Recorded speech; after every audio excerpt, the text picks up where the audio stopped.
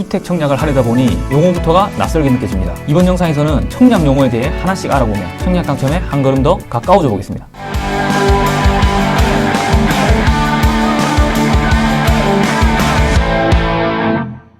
리얼입니다. 정확한 정보를 확보하지도 않은 채 막연한 기대를 가지고 아파트 분양에 마구 청약하는 것을 묻지마 청약이라고 하는데요. 주로 분양권의 시세 변동을 예상하여 그 차익을 얻기 위해 이루어집니다. 하지만 아무것도 모르고 청약했다가 머리 아픈 일이 생기게 될지도 모릅니다. 청약 용어 팩트체크 시작합니다.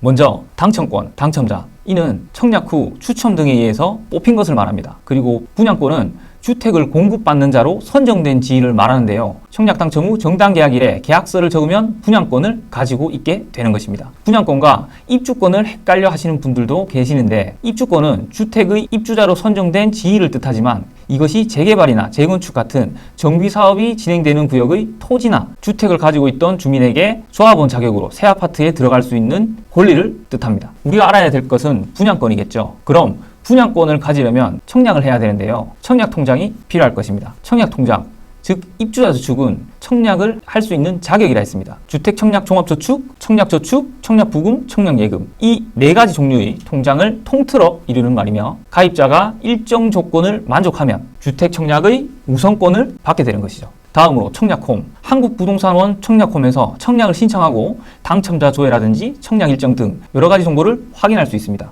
청약 순위는 청약 당첨의 우선을 결정짓는 것인데요. 당첨자는 순위별로 선정합니다. 즉 1순위 청약 접수 미달 시에만 2순위 청약 신청 접수분 중 당첨자를 선정하게 되는 것입니다. 1순위가 되기 위한 요건은 지역별로 다르게 정해져 있습니다. 그리고 직계존비속이라는 개념을 파악하고 있어야 합니다. 직계존비속은 직계존속과 직계비속을 말하며, 직계존속은 부모, 조부모를 말하고 직계비속은 아들, 손자를 말합니다. 세대, 이런 말도 들어보셨죠? 주택 청약 시 세대 기준, 세대 구성원, 이것의 개념도 알고 계셔야 하는데요. 주택 공급 신청자, 신청자의 배우자, 신청자의 직계존속 및 직계비속, 여기서 배우자의 직계존속을 포함하고 직계비속, 즉 아들의 배우자도 포함됩니다. 특별한 경우를 제외하면 이렇게 구성된 집단을 세대라고 합니다. 청약 가점에서는 1순위 우선 요건 중에 무주택자가 있는데요. 무주택자는 주택을 소유하지 않은 사람을 뜻합니다. 좀 전에 말씀드린 세대 구성원 전체가 주택이 없어야 하겠죠.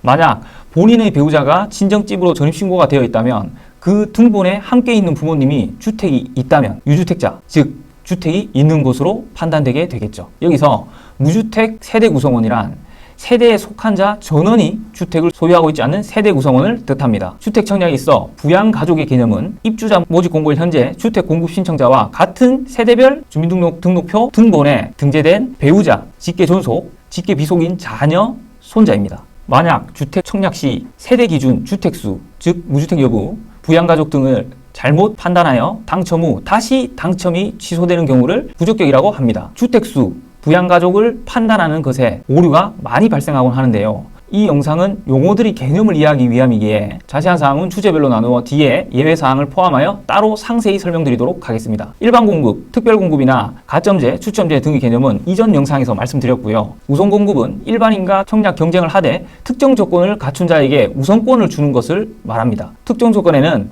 해당 주택 건설 지역 거주 여부, 거주기간 등이 있습니다. 계속해서 주택 청약과 관련하여 주택의 종류는 국민주택과 민간주택으로 나뉩니다.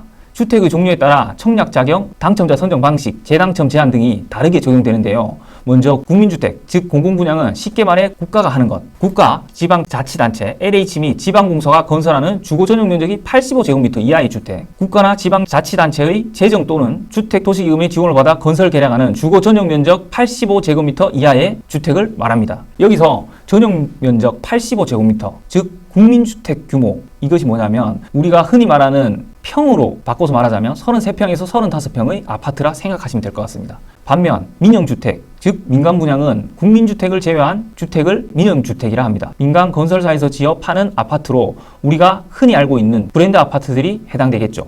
국민주택은 주택청약종합저축과 청약저축 통장으로 가능하고, 민영주택은 주택청약종합저축과 청약예금, 청약부금으로 청약할 수 있습니다. 자, 여기서 당해라는 단어의 뜻을 알고 계셔야 하는데요. 당해 지역, 해당 주택 건설 지역은 주택을 건설하는 특별시, 광역시, 특별자치시, 특별자치도 또는 시군의 행정구역과 도시지역을 말합니다. 쉽게 말해 시군 기준인 거죠. 또 인근 지역, 즉 인근 주택 건설 지역은 주택 공급은 동일 순위 내에서 해당 주택 건설 지역에 거주하는 청약 시청자에게 우선적으로 공급되고 미달 시 무순위와 자녀 세대가 인근 지역에 거주하는 청약 시청자에게 공급됩니다.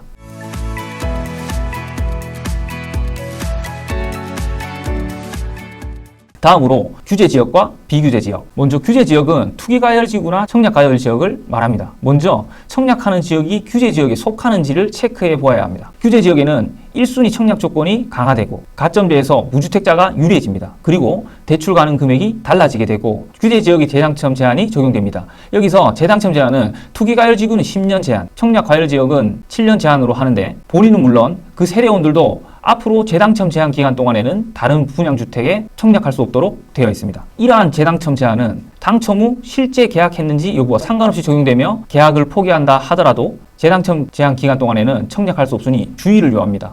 반면 비규제 지역은 당연히 규제 지역이 아닌 곳이겠죠. 자, 또 더불어 위축 지역이라는 게 있는데요. 위축 지역은 주택 가격, 주택 거래량, 미분양 주택의 수, 그리고 주택 보급률 등을 고려하여 주택 분양, 매매 등 거래가 위축되어 있거나 위축될 우려가 있는 지역입니다. 청약하려는 주택이 위축 지역의 주택인지 여부는 해당 주택의 입주자 모집 공고문에서 확인할 수 있습니다. 자, 계속해서 분양가 상한제란 주택의 분양 가격을 산정할 때 일정한 건축비에 대지비를 더하여 분양가를 산정하게 하고 그 가격 이하로 분양하게 하는 분양가 규제 제도를 말합니다. 분양가 상한제가 적용되는 아파트를 청약한다면 주변 시세에 비해 다소 저렴하게 분양받을 수 있게 됩니다. 그리고 프리미엄, 최초 분양가가 5억이라고 가정하고 현재 거래될 수 있는 분양권의 금액이 5억 5천이라면 프리미엄이 5천만 원인 겁니다. 이 분양권을 팔아 이익을 남겼다면 그것을 전매 차익이라고 하고요. 이렇게 분양권을 아파트가 다 지어지기 전에 다른 사람에게 매매로 파는 것을 분양권 전매라고 합니다. 이러한 분양권 전매를 일정 기간 동안 못하게 제한한 경우들이 있는데 이를 전매 제한이라고 칭합니다.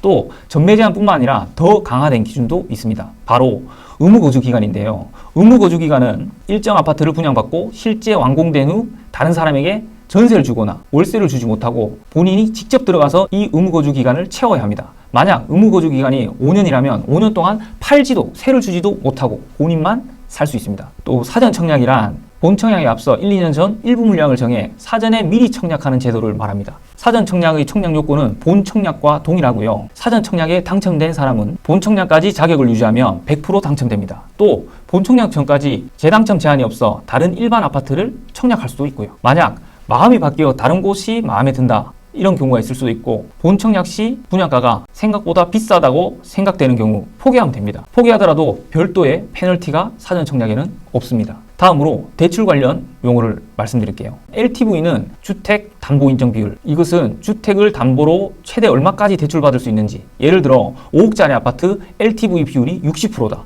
그럼 대출은 3억이 나오게 되는 거죠. 한편 DTI, 총부채 상환 비율을 뜻합니다. 연소득에서 매년 갚아야 할 원리금이 차지하는 비율을 말하는데요. 연소득이 6천만 원이고 DTI가 50%라면 원리금이 연 3천만 원이 넘지 않도록 대출을 제한합니다. 마지막으로 DSR은 총부채 원리금 상환 비율을 뜻합니다. 연소득에서 매년 갚아야 할 전체 대출에 대하여 원리금 상환 금액이 차지하는 비율을 말하는데요. 즉 주택담보대출 원리금과 함께 다른 대출 전부를 모두 반영하기 때문에 DTI보다 훨씬 더 까다로운 기준입니다. 그리고 요즘 많이들 쓰는 용어들이 있는데요. 초품화, 초등학교를 품은 아파트, RR, 로얄동, 로얄층, 마피, 풀피, 플러스 프리미엄, 마이너스 프리미엄의 줄임말입니다. 세안권은 전세 세입자를 안는다는 뜻이고요. 모하는 모델하우스의 줄임말입니다. 떴다방은 모델하우스 앞에 파라솔 치고 있는 부동산업자들, 그런 분들을 뜻하고요.